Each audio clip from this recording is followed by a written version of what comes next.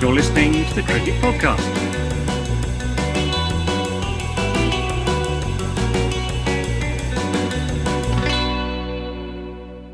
Hello everyone and welcome to the Cricket Podcast. Today we are trying something new. This is our first attempt at a daily roundup show. We will be reviewing the first day's play of the third test between India and England at Ahmedabad. As ever, I'm joined by Ross Legg. How are you doing, Ross? Marvellous, thank you, mate. How are you? Not too bad. And Max Rowe Brown. Yep, I'm very well. Thank you for asking. And I should introduce myself too. I am Jack Hope. First things first, boys. A quick temperature check, although I'm not sure we need it. Who do you reckon's on top in this one, Max? Well, England have ended the day, 14 runs ahead, so I would say England, surely.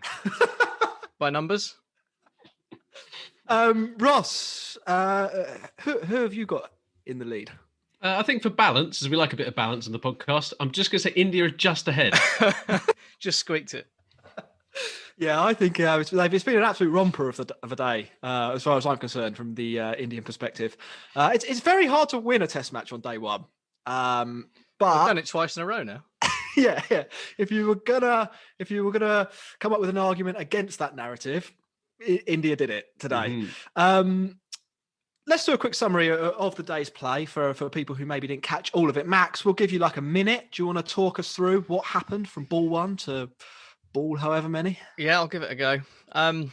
I'll start just a little scene setting. In the UK, the sun's out and spring has started. And I think, personally, that's made me feel quite happy. I feel a lot better.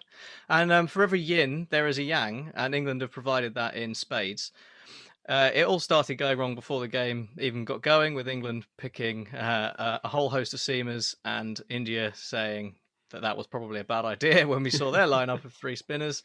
And aside from Zach Crawley batting very nicely in England's first innings, having won the toss and decided to bat, everything that could have gone wrong basically did go wrong, and we found ourselves with England being skittled for 112, and India ending the day not far behind with 7 wickets in hand. And you mentioned, Jack, that the Cricket Podcast is trying something new. England, obviously themselves, tried something new today, which was picking only one spinner in a test in India.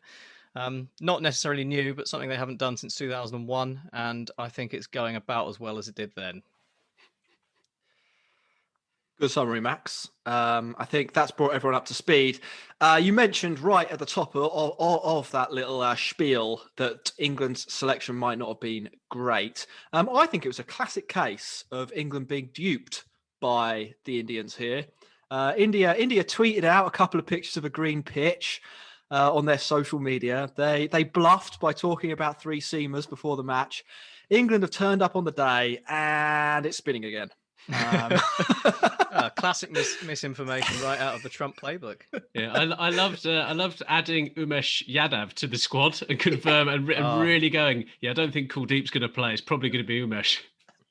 Oh, it's brilliantly done. It was a classic. It was catfishing, I think is what it is. India master catfishers in the cricket community.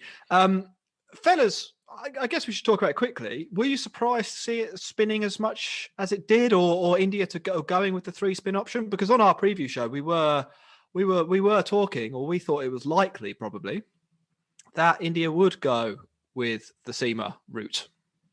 Yeah, we fell for it too. I mean, let's be honest. We bought into the India ploy. I did. I'm not surprised that it is spinning. I'm surprised that the seamers haven't done as much as I thought they might.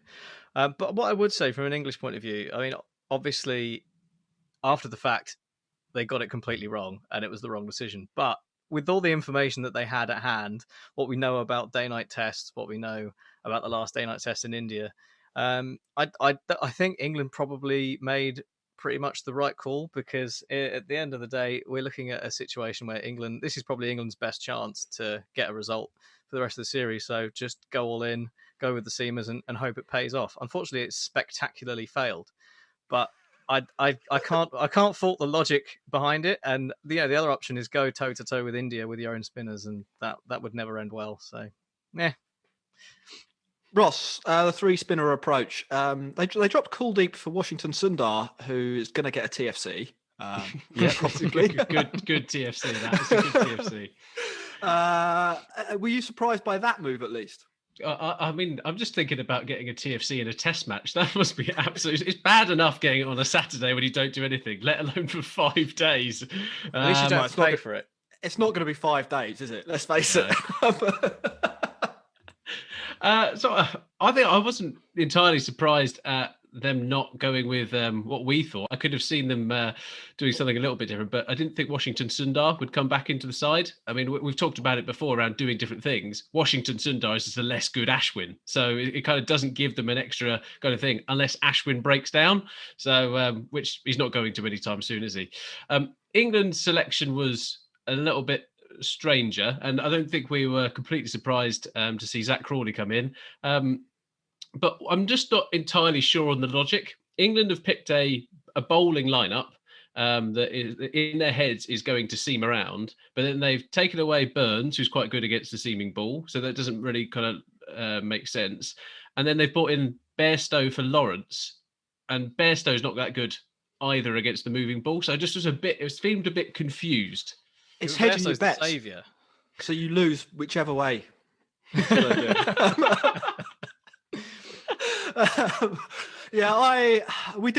did say that Johnny Bairstow has benefited from not being in the team in terms of everyone's perception of how good Johnny Bairstow was. He brought us all crashing back down to earth shortly past 9:30 UK time.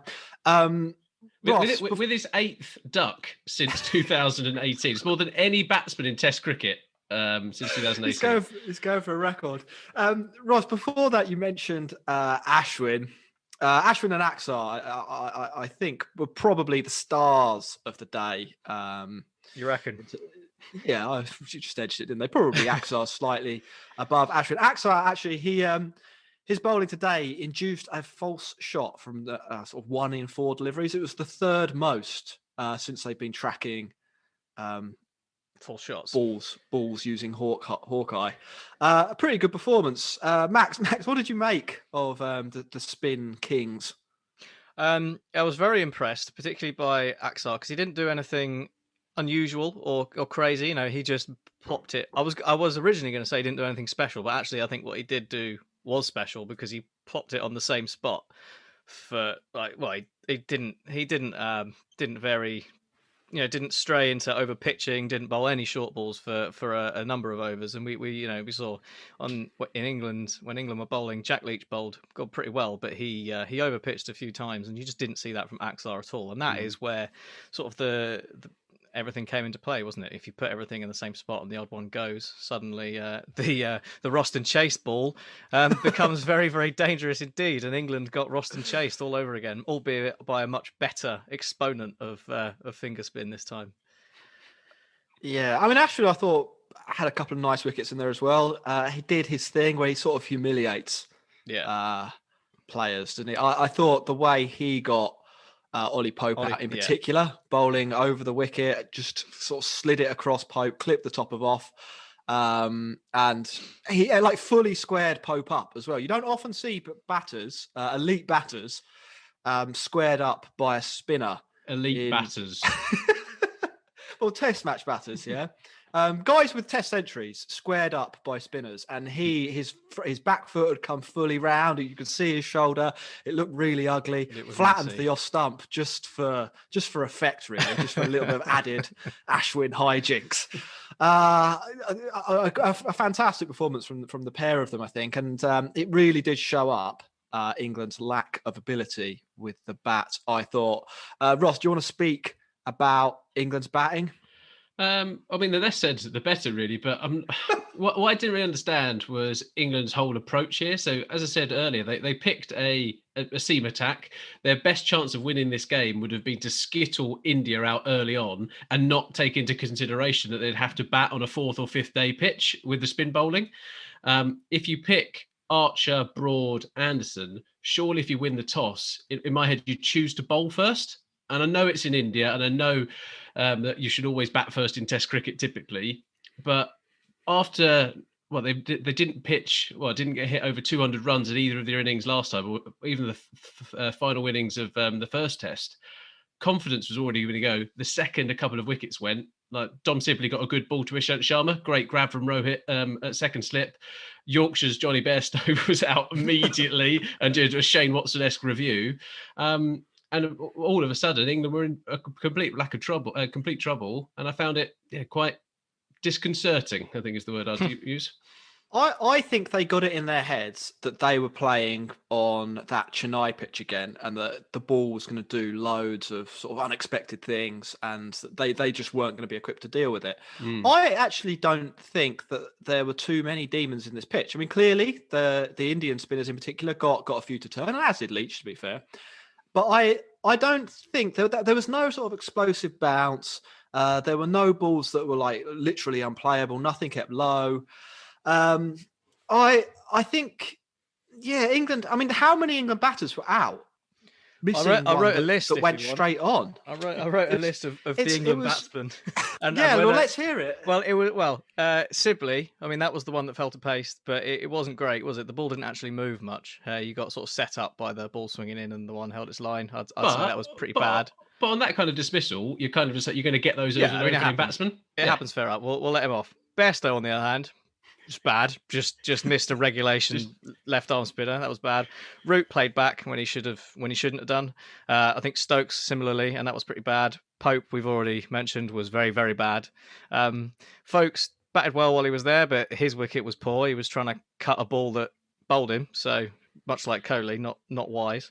Archer, yeah, we got there's four no number point 11s, going Max. on, is there? We've got four number 11s. I don't know what we're expecting after we won't get into the four number 11s, but yeah, I mean, it was England of that list. Yeah, of that list then. So I think Folkes was out playing one that went straight on that he thought was going to spin. Stokes was out playing one that went straight on that he thought was going to spin. Pope was out playing one that went straight on that he thought was going to spin. Crawley was out. Same thing. Yeah. Bairstow was basically out doing the same thing. And that, I think, demonstrates that in England's head, they were expecting that something crazy was going to be happening from this pitch. They panicked. And they just kept missing the ball. Yeah. I mean, it's as fundamentally, it's as easy as that. They just weren't playing the line of the ball. It was quite I don't think... I thought, because England's whole plan, like you said, Ross, I mean, I agree with you on the toss aspect. The fact that we'd gone for the four seamers, we might as well have just gone all in on that plan and tried to bowl them out. But especially when you consider that actually, as far about having to bat on a fourth day, if you decide to bat first, India are batting on the fourth day, but you've only got one spinner, so what's the point? I think ironically the pink ball, where we expected it maybe to swing more, actually ended up helping the spinners in sort of what we saw with England panicking, because with the seam supposedly being a little bit more prominent, where it landed on the seam and gripped, it turned loads, and if it didn't land on the seam, it didn't turn at all. And that is where the batsmen all got a bit confused and just ended up playing around it. And the same thing happened to both Pujara and Kohli as well. Do you know who I'm actually going to blame for England's batting collapse? It's going to be Zach Crawley. Making it look too easy. So Zach Crawley smashed Ishant Sharma around. That meant that Kohli had to take him out of the attack to bring in Axar. Yeah. And then all of a sudden, Kohli looks like a genius. It's actually based upon Zach Crawley just smashing around Ishant Sharma. This is a bit like when my Saturday team were 50. Me and the other opening batsman put on 50 for the opening partnership, chasing 75. And then we both got out and lost. And they blamed us for getting out. That's a bit like that. Oh my god! Right, fellas, should we talk quickly about India's batting, and then we'll move on to the umpires, because they had a starring role once again. India with the bat. Basically, was sort of the Rohit story again. I thought he looked a lot more comfortable than everyone besides Crawley, or perhaps the two of them were slightly a level above today.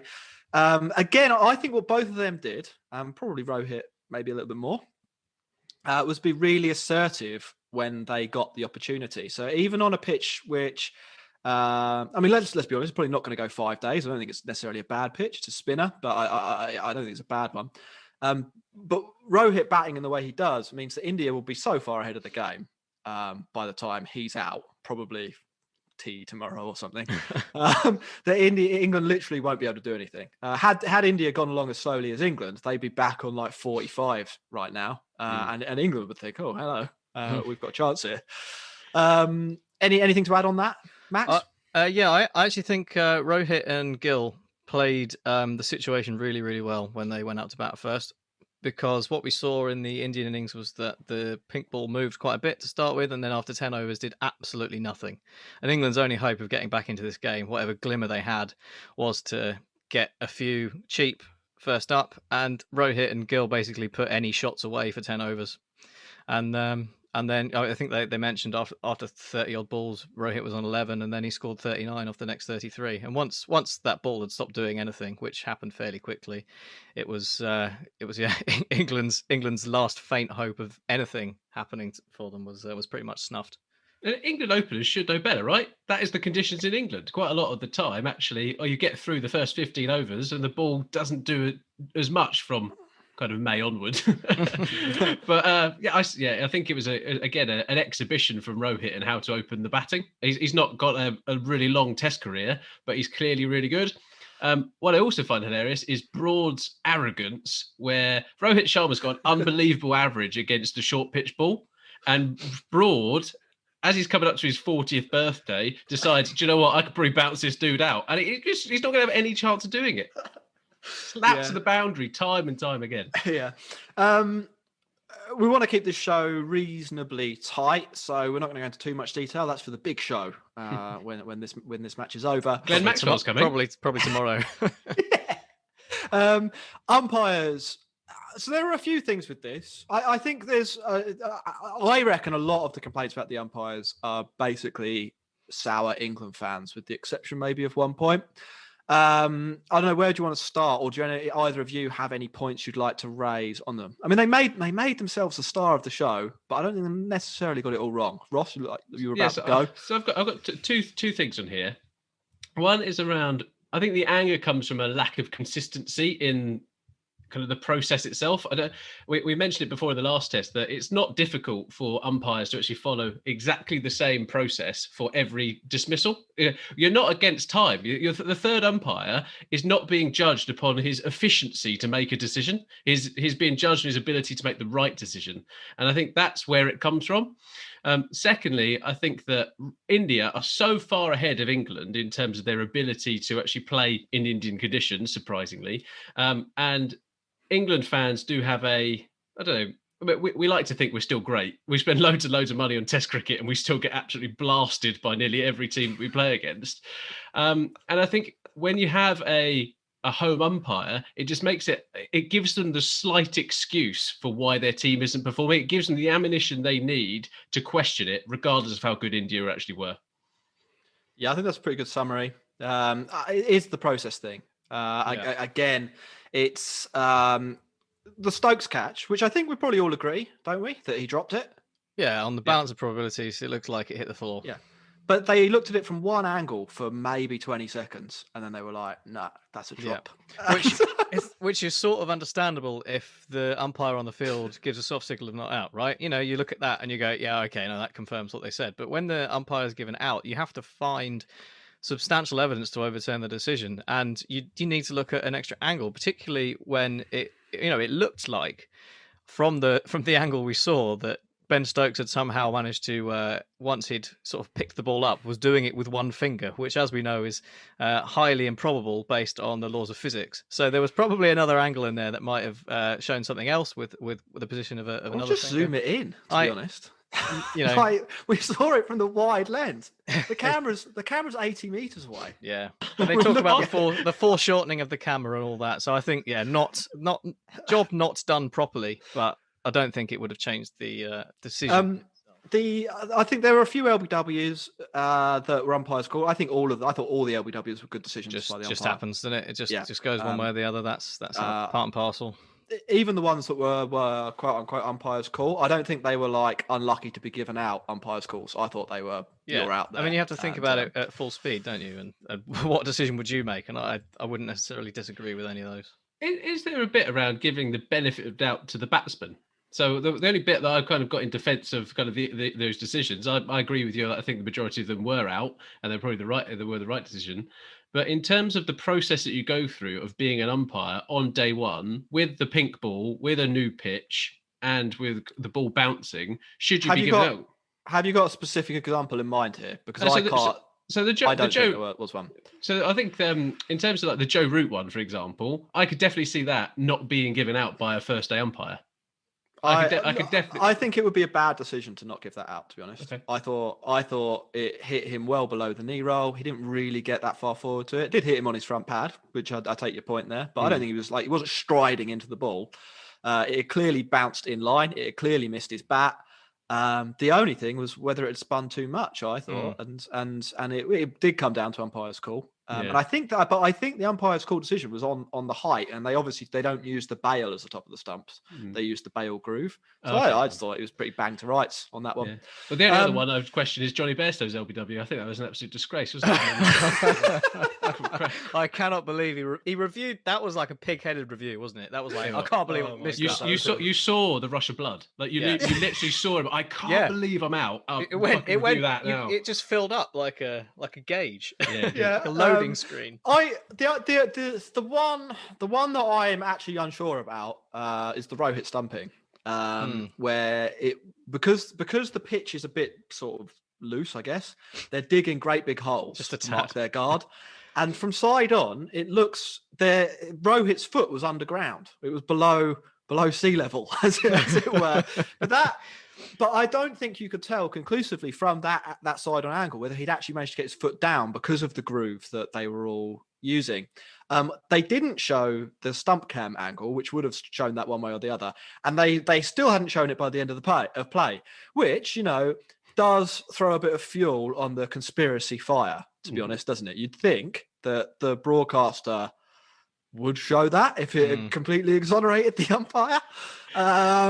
But it's probably another marginal one. You've got based on the side on evidence. You obviously couldn't give it out, but again, it's the process. They've got enough cameras. Bloody all the angles. And Mark Butcher, just quickly, and then we'll talk about the next thing. Mark Butcher, he talked about the second test in Chennai, and he actually went and spoke with the TV director about the conversations that the umpires were having with them, and he confirmed that the process should be that the umpire asks the TV director for different angles. They don't just show random stuff. It's very much the umpire has to be, because they're the one with the technical expertise in terms of umpiring, they have to ask, I want that angle. And the geezer just didn't do that. And that is like, whether it's the right decision or not, that isn't what his job is. So to do your job, please, is our instruction. Although, it's more just, it's at this point, it's a nice to have from an England perspective, isn't it? It's to the benefit of everyone, isn't it, to do that properly, because then you either confirm whichever decision you made and people stop complaining, or you just get it, or you get it right, one way or the other. Just like we don't want to be talking about it, do we? We just want to be talking about the cricket. So anything else that we need to talk about? I mean, Root's captaincy. England dropped 3 catches. England's bowling was all right. I thought they showed a bit of fight, if they weren't spectacular. Any of those points take your interest, boys? There was a classic bit of England with a persecution complex, wasn't there, throughout that that period of play while England were batting. Ben Stokes in particular was getting pretty riled up.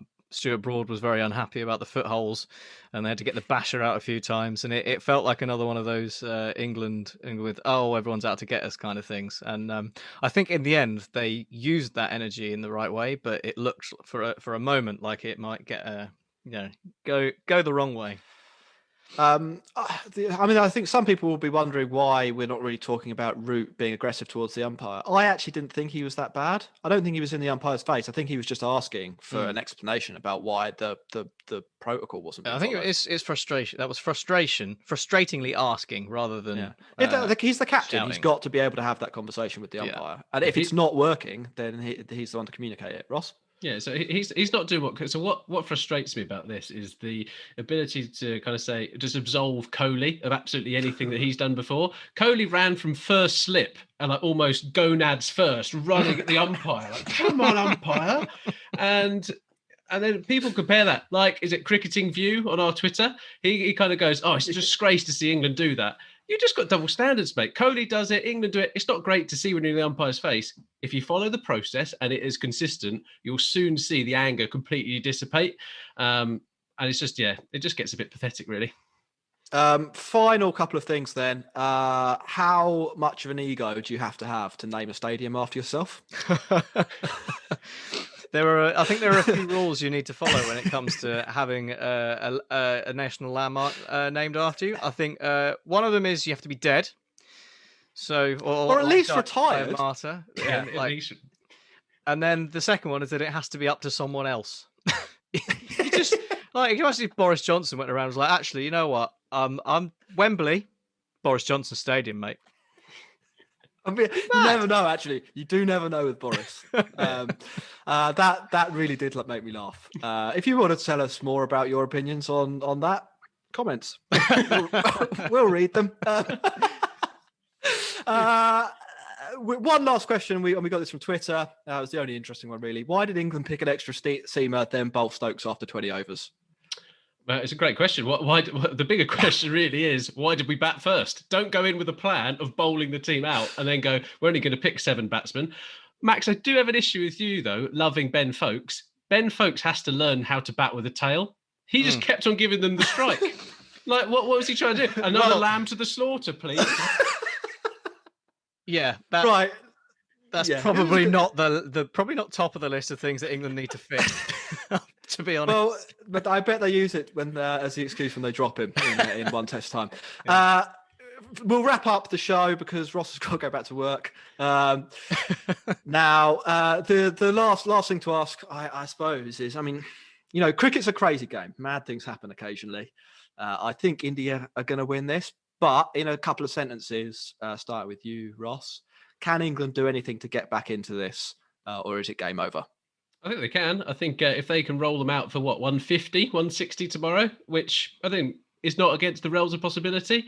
I think getting Kohli out was a huge, huge bonus, but Rohit's still there. So if we get him out early, who knows what will happen? Max? I personally think the game is far too gone and will do well not to lose by an innings. But I think this is a point of England need to show a bit of fight and something that they can carry on into the final test. Well, there's still a chance to tie the series. So assuming this one is done. I agree with that. I think England's problem is India are almost level. And even if India get to 200, can you see England getting 250 or 300 to make the game interesting? Probably not. They look a bit shot batting wise. Hopefully they get it back together, but troubling signs. Ross, do you want to let everyone know what they should do? Because we didn't do that at the top of the show. And subscribe. We'll call it a day. Wherever the buttons are on the screen, you should subscribe to our YouTube channel. Down that one. Yeah. And we clearly know what we're doing by all of us pointing all over the screen. Well, if we point everywhere, or one of us will be right. We'll do another one. Ding. And you should follow us on Instagram and Twitter @thecricketpod. And please do leave comments. Do get in touch. We will come back to you, and we will see you tomorrow for our roundup of day 2. Great. Cheers, and boys. The entire test. Yes. Thanks for listening, everyone. Bye. See ya.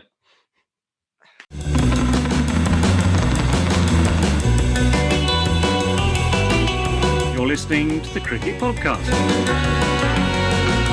I think it was a disgraceful performance, and I think it should never be permitted to happen again. That is very good.